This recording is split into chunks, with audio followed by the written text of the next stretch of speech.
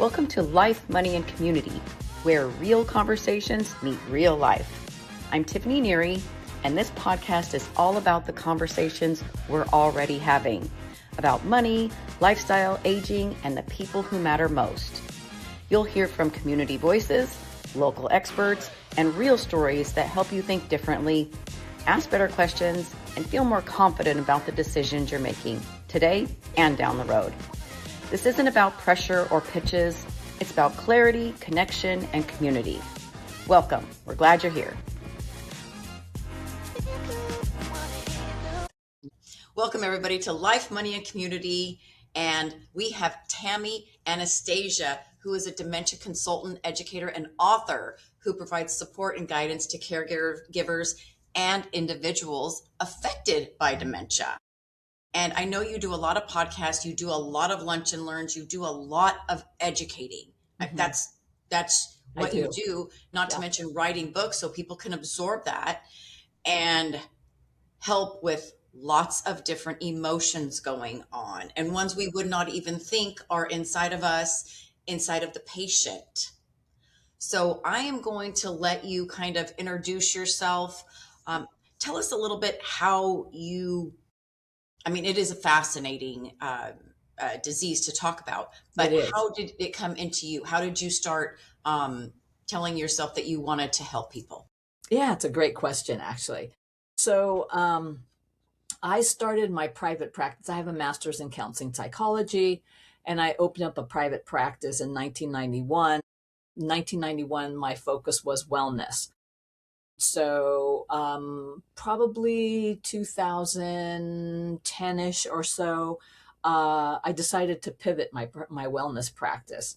And I started to do caregiver support groups for caregivers who are taking care of loved ones with dementia.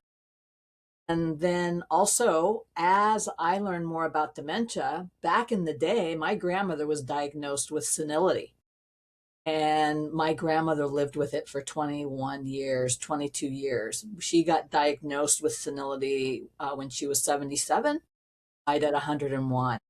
But we didn't know then what we know now. And it was classic Alzheimer's.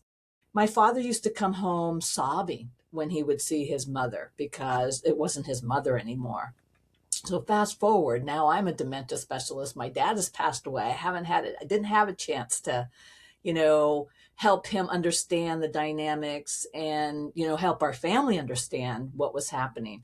So as a result of doing the support groups, my master's is in counseling psych. I started a private practice. So I just pivoted, and now I specialize in helping provide counseling, caregiver support, emotional support, strategies, care plans, how to deal with behaviors and cognition that is impaired. And so as a result of my private practice, there's certain patterns I'm seeing over and over and over and over again. And I thought, you know what? Let me bring to people's attention. The families get a diagnosis. Here you go. Your loved one has dementia. See you later. And they don't know what to do next. So my first book I wrote is kind of for the caregiver who's just starting out and getting their feet wet and understanding, oh my gosh, what's this journey all about? What are these behaviors? Where are they coming from? Why are they doing what they're doing? And then my first book's Essential Strategies for the Dementia Caregiver, Learning to Pace Yourself. My second book just came out at the end of last year, and Dementia, Caregiving, and Personal History, How to Help Cope, Connect, and Heal. And that is a much deeper dive of how to deal with a lot of the dynamics. And the theme of that book is that the personal history of the person you're taking care of is critically important to understand and know. And then also knowing your history and your triggers is really important as a caregiver. And then how we can use this dementia journey to heal not only the old wounds in the person with dementia, but also any old wounds, emotional issues you might have taking care of the person living with dementia. So that's sort of it in a nutshell. I do a lot of speaking events. Yes, I do several podcasts, and thank you for having me as a guest. Thank you. And So we've got a lot of people where the family member wants to age at home, they want to age in place, and one of the family members is going to need to raise their hand and go, okay, I'm going to be the caregiver. I don't think they understand the depth of the job they're taking on when that person has dementia. You're absolutely correct. When I talk, when I do my support groups in my private practice, I think 99.9% of people would love to age at home. But aging at home means we're as healthy as we can be. And as our needs increase, it's the extent in which the needs increase that becomes problematic. What starts off with dementia care as being manageable, as dementia progresses, those needs increase, increase, and increase to the point one person cannot manage it. I always say dementia demands more care than one person can provide. So what happens is, and then you have this relationship, whether it's a parent, child, or whether it's spouses. There's a lot of guilt that plays into it. It's my responsibility. I'm supposed to take care of them. I'm supposed to keep them happy until end of life. Fine and dandy if the needs are manageable, but at some point, I guarantee the needs are going to increase, and you have two options. You either have to bring in care or we move them to a care community. Families struggle immensely with bringing in help, and they struggle immensely with moving their loved one to a care community. And how do you help them recognize the time and the transition? Yeah, so I will often say with my clients, we're at that fork in the road, and they'll want to hang in there for as long as possible. And then at some point, I will help coach them on how to either bring in help into the home, and or I will coach them on how to move their loved one to a care community. The greatest difficulty people have is they want to be honest and tell the person with dementia the truth, and often it can do more harm than good. And so we have to strategize and come up with a narrative or a story, but we have to come up with something that might be more acceptable to hear. They may still be unhappy, they may still be angry, but none of us like to be told we need help, and none of us like to be told, I can't take care of you anymore and I don't want to. That just Mm, doesn't land well, right? yeah. So I actually spend a lot of time in my private practice coaching and working with the primary caregiver to deal with the emotions that come up around that and the guilt that comes up around that, but then also strategize on how to do it. And then also work with either the home care agency or the care community on how to be all on the same page. Consistency is critical. The home care, the messaging, the family all have to be consistent to reduce the confusion and the agitation for the person living with dementia.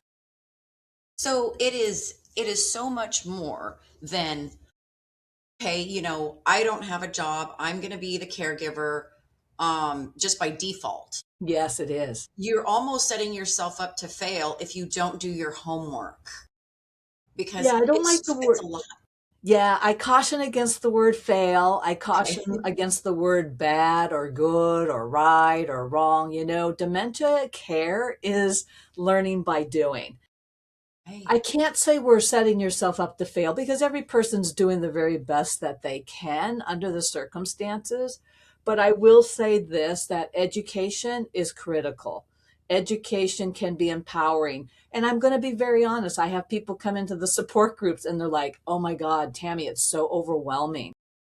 Hearing where this is going to go, touring care communities and seeing other people that are declined, that are more progressed. But all of that prepares you for what lies ahead. All of that prepares you for what's coming down the pike. And, can we ever be completely prepared? No. but I mean, knowledge is power. So, but I don't know what I don't know. And sometimes the way I learn what I don't know is because I'm going through it. Even though we caution you, even though we can tell you until you experience it, it's really hard for families to grasp. Let me give you an example.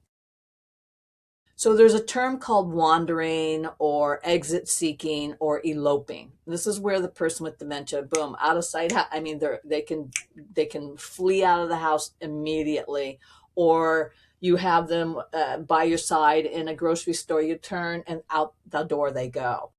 A lot of families don't believe their loved one's ever going to do that. And I have to honestly say, I warn a lot of families, I can hear it. You're at that stage. I know in their behaviors. I'm worried that your loved one is going to disappear one day and not know how to get home. Oh, that will never happen. That will never happen. I would say it's a pretty high percentage in how many people have it happen, but they don't know what they don't know. Like they will tell me, oh, that will never happen with my loved one. My loved one doesn't get out of a chair. And I'm like in a split second, but I can hear the behavior. So don't want to say set up for failure by any means. It's just figuring this all out, because there is no perfect roadmap. There is no perfect manual. It's just us trying to figure it out on a day-to-day basis. So I've got a couple notes from you and your podcast that you've done previously. I think it's worth a few tips for people that are listening, caregivers, the three R's. And I Yes. think if you start to do this, your life will get better as a caregiver. Yes, Okay, talk to absolutely. us. Talk to Yeah. us. Yes. I have the This is three what people R's. need. Yeah. You try to simplify, like give acronyms and make it easier for people to digest the information because it is so overwhelming. So the three R's. The first one is routine. For people living with dementia, and also for yourself, routine is critical. Routine, people living with dementia need routine. It makes them feel safe. It makes them feel secure. It gives some predictability. Their brain is impaired, but our body still has a memory. I mean, think about, for many, many, many years, from nursery school on until college, or maybe, you worked, we were on a schedule, and the body and the brain are still used to being on some type of a schedule. And if all of a sudden I'm not, for a person living with dementia, that can exacerbate problems. We'll see more ruminating. We'll see more repetitive questions. So the brain has to be preoccupied, distracted, and a routine allows us to have some structure in the day. We underestimate the value and the importance of having that structure during the day. It doesn't have to be rigid, but let's say, 8 to 9 is breakfast.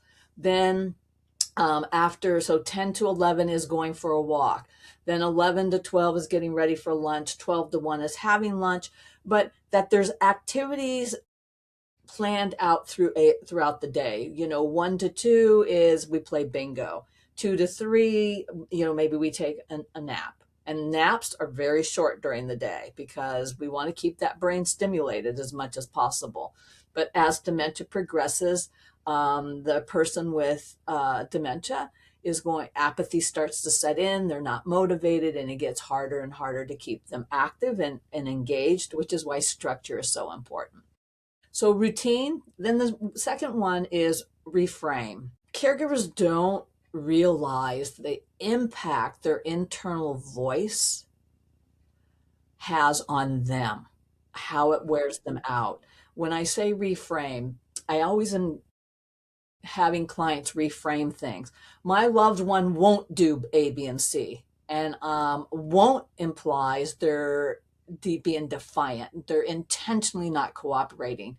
Can't is the brain can't do it.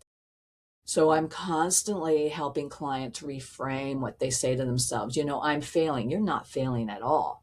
I'm a bad caregiver. You're not a bad caregiver at all. Bad day doesn't make you a bad caregiver. Bad day means it was really a hard day. So reframing what you say to yourself will affect how you take care of yourself and how you feel and your energy and your emotional bandwidth. And so I have the reframe. And then reassurance is what people living with dementia often need. Often what you're getting is, if you peel the onion, is very fear-based. The person living with dementia's world looks different. They maybe can't express it, but I truly believe deep, deep, deep, deep, deep down inside, something's off. And so they become very fearful. And what they need is to feel safe, feel secure, and we have to give them a lot of reassurance that they're okay. And this is where people get tripped up. Reassurance isn't necessarily us telling them what we want them to hear, the truth. Often reassurance is jumping into their world and validating what they're feeling and thinking, and we get caught up in correcting. We get caught up in arguing, right? And so that is a skill in and of itself, is learning how to reassure a person living with dementia without telling them the truth, which could be, again, doing more harm than good. And And I the, think you call yeah, that connection over correction. I do. Yes, it's all Yes. about connecting with the It's so person good. living. It's so good. It instantly makes your mind go, oh, I need to Yeah. connect with what they're trying to tell me or what Yes. they're remembering. Yes. Yes. Now, in fairness, Mhm. very difficult when your loved one's accusing you of things that you never did. Oh, And yet we still have to provide reassurance. And reassurance can be something as simple as, I'll look into that. I'm sorry you feel that way. I'll work on that, right? We get caught up in wanting to correct and we argue, and then it becomes this tension. And so I really try to help clients enforce and implement the three R's, because it'll make caregiving, the caregiving journey, I'm not going to say, I'm just going to say it'll make the caregiver journey easier for you and for your loved one. I wish I could say better, but easier, because it's so challenging on so many levels. How can we bring a sense of management to something that's so crazy making, and provide a sense of peace for your loved one, which is very challenging, and yet find a place of peace for yourself? Very difficult, very challenging. But those three R's can be incredibly helpful and beneficial. But it's learning a new skill set. well, and I'm looking at the time and I'm going, oh, there's so much more I want to talk about. But you did mention personal history. Mm-hmm. How does that come into play? Yeah, it's a great question. So, and that's the focus of my second book. So, personal history matters a lot, because in the dementia world, there's a tendency for us just to dismiss behaviors. Oh, that's just dementia. But in my private practice, if I go digging, there's usually a link to some personal history as to why they might be saying or doing the things they do. Don't forget, every single one of us has years and years and years of memories. And we have years and years and years and years of accumulated events, circumstances in our lives, and relationships. And so what can happen is, because of the brain becoming impaired, things can come from the surface that maybe I repressed years and years ago. For example, trauma or abandonment or neglect, right? And I'll see it expressed now when a person has dementia. And I'll go fishing and I'll just ask a client, by any chance, because I'm listening, there's certain things I'll hear that trigger. And again, this is where my counseling background comes in really handy. I'll hear things that will make me think, wow, were they abandoned before or neglected? Did they have an alcoholic parent? Were they abused?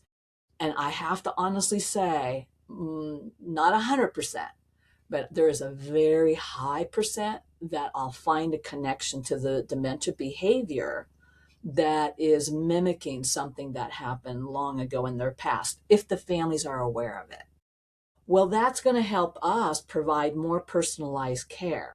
That's going to help us become more understanding. It's really hard to detach and not take what a loved one says and does personally.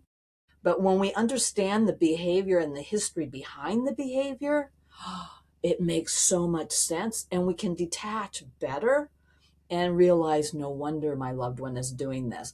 They have no control over what happens, but the memories come flooding to the surface. Things that you may not even be aware of, or things that you are aware of, and then it makes perfect sense. And you can implement grace at that moment with them instead of irritation or guilt or anything like that. I know you talk about guilt with the caregivers quite a bit, but with that one, if you know that this might be coming from something internal way back Mm, when, yes. you give grace. Yeah, let me give a really good example. So I have a client moved his loved one. I mean, this is one of several examples. And in my second book, there's numerous stories. But this one, moved his wife to a care community, and she was kept saying, I'll be a good girl, I'll be a good girl, I'll be a good girl, I'll be a good girl. Why doesn't anybody like me? And was just doing this over and over. And that's what I listen for. When I'm working with clients, I verbatim want to hear what is their loved one with dementia saying. So this one's saying, I'll be a good girl, I'll be a good girl. So that leads me to think, she was punished, she was told she was a bad girl, and blah, blah, blah. Make a long story very short. Father was alcoholic and would call her a bad girl frequently. And she would get punished. And the way she got punished was that he would put her out in front of the front door, and she'd have to sleep outside overnight in the front door when she was a bad girl. Okay, so we have that information. Now I can work with the care community and say, they're thinking she's so disruptive and this and that. Once we had that story, they started coming in saying what a great help she is, what a good girl she is. Like we could personalize the language, and her behavioral issues came down quite a bit because we gave her the language, the love and the acceptance that she didn't get as a child. And so this is why I wrote my second book, because maybe for as hard as this journey is, there's a gift we may be able to give back to the person living with dementia. And also somehow it can heal our wounds as well as a caregiver. But that's one of many, many, many, many, many stories. So think about having that history now. Oh my gosh, makes perfect sense. We don't need to, I mean, there's times where we have to put them on medication, but you know what? We didn't have to put them on medication. We gave her the language, the behaviors came down, we monitored it, and she's happy, and the staff loves her, and she's helpful, and she's useful, she's purposeful, people like her. Wow, what a gift. And that's because she has dementia, Yes. And that right? is a gift. It's a gift to everybody around her. Absolutely. Wow. That's Absolutely. a strong, strong correlation between her history and what's going on right now in her dementia mind. Yeah, we changed the thinking. It's not what is their behavior trying to tell us? Like, what do we need to do to make them feel safe and secure? We get upset. Well, it's dementia behavior. They're being difficult. They're being challenging. Yeah, they may be being difficult. They may be being challenging, but let's understand what might be the roots of what's coming to the surface, right?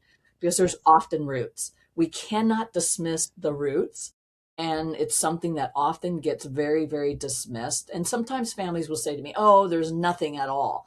And then I hear more and more language, and I'm like, there's something.